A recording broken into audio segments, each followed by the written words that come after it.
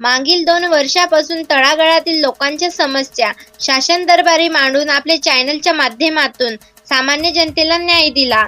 शैक्षणिक, सामाजिक, राजकीय क्षेत्रातील न्यूज जनतेपर्यंत पोहोचविणारे एकमेव चॅनल अशा लोकहित लाईव्ह न्यूज चॅनलचा 4 सप्टेंबर रोजी द्वितीय वर्धापन दिन.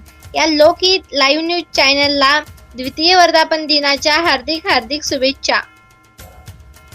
मी भीमराव गोविंदराव चंद्रवंशी, माजी जिल्हा परिषद सदस्य यवतमाळ, माजी कृषी समिती असेल, शिक्षण समिती असेल सदस्य यवतमाळ, तसेच आपल्या जिल्हा नियोजन समितीचे माजी सदस्य, तसेच आपल्या तालुका लेवलवरच्या जिल्हा असतील, खरेदी विक्री संघ असतील, या सर्व संस्थांत माजी संचालक आणि नुकतीच आता सर्वसामान्य जनतेच्या आशीर्वादामुळे मला ह्या ठिकाणी काम करायला मिळालं.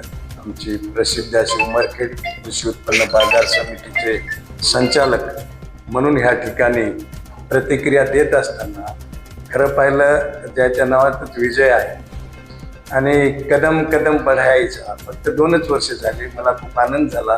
द्वितीय वर्धापनाची त्यांची पत्रिका नुकतीच माझ्या हातात पडली. मी त्यांना गेल्या 2 वर्षापासून पाहतो.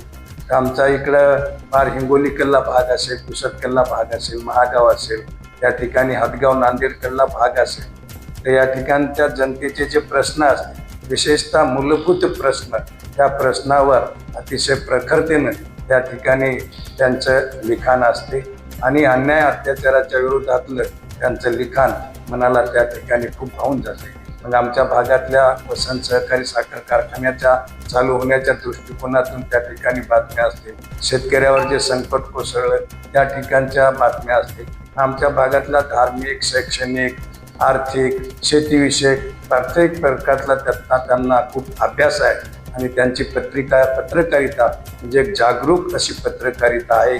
त्यांच्या बातम्या, त्यांच्या चॅनलवरचे त्यांचे लेख आमच्या भागातले, ग्रामीण भागातले, शहरी भागातले सर्व लोक त्या ठिकाणी आवडीने वाचतात.